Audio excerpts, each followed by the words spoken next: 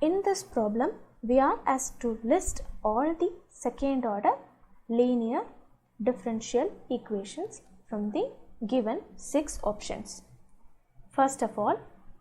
recall that a second order linear differential equation will be of the form y double dash plus a of t